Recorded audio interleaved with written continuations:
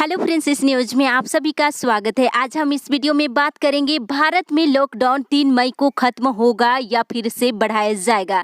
एक बड़ी अपडेट आपको बताने जा रहे हैं। इसके अलावा इस वीडियो में हम बात करेंगे कि अगर लॉकडाउन 3 मई को खत्म नहीं होता है तो सरकार वैसे ही मजदूर या फिर छात्र जो दूसरे राज्य में फंसे हैं इसके लिए सरकार ने क्या निर्णय लिया है। तो चलिए खबर शुरू करते हैं। सबसे पहले आपको बता दें, यहाँ पर भारत में लगातार कोरोना मरीजों की संख्या बढ़ती जा रही है और आपको याद दिला दे कि इससे पहले लॉकडाउन की जो समय सीमा तय की गई थी वह 14 अप्रैल तक था, लेकिन इसके बाद जो है प्रधानमंत्री नरेंद्र मोदी जी ने 19 दिनों के लिए लॉकडाउन की तिथि बढ़ा दी। 3 मई तक पूरे देश भर में लॉकडाउन लगा दिया गया है। जैसे जैसे समय सीमा बीतती जा रही है, हम सभी के मन में यही प्रश्न उठ रहा है कि आखिरकार लॉकडाउन कब खुलेगा। आपको बता दें, लॉकडाउन खोलने या फिर लॉकडाउन की तिथि बढ़ाने को लेकर के प्रधानमंत्री जी का अंतिम निर्णय होगा।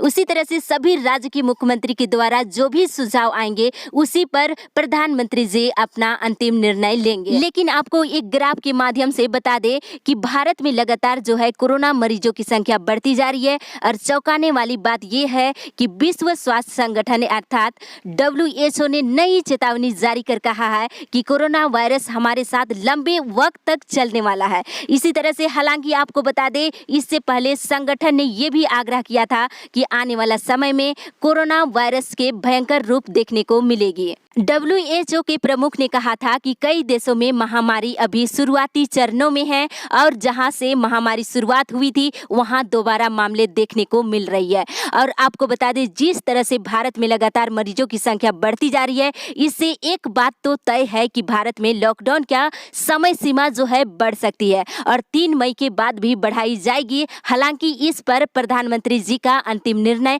अभी नहीं लिया गया है।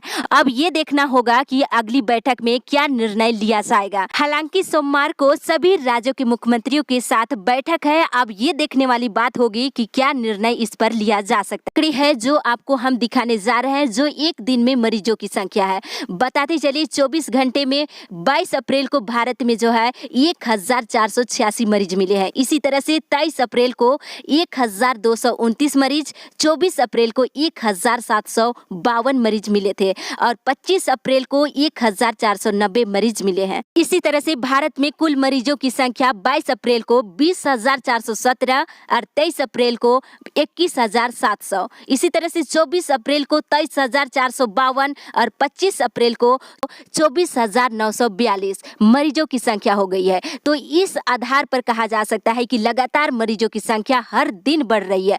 तो लॉकडाउन की तिथि बढ़ना तय है, लेकिन इस पर अंतिम निर्णय जो है प्रधानमंत्री के द्वारा लिया जाएगा। वहीं अब ये देखना होगा कि प्रधानमंत्री जी अंतिम निर्णय इस पर क्या लेते हैं और क्या लॉकडाउन बढ़ने के साथ साथ दूसरे राज्य में फंसे मजदूरों को घर वापसी बुला लिया जाएगा या फिर वापसी के बिना ही लॉकडाउन की तिथि बढ़ाया जाएगा।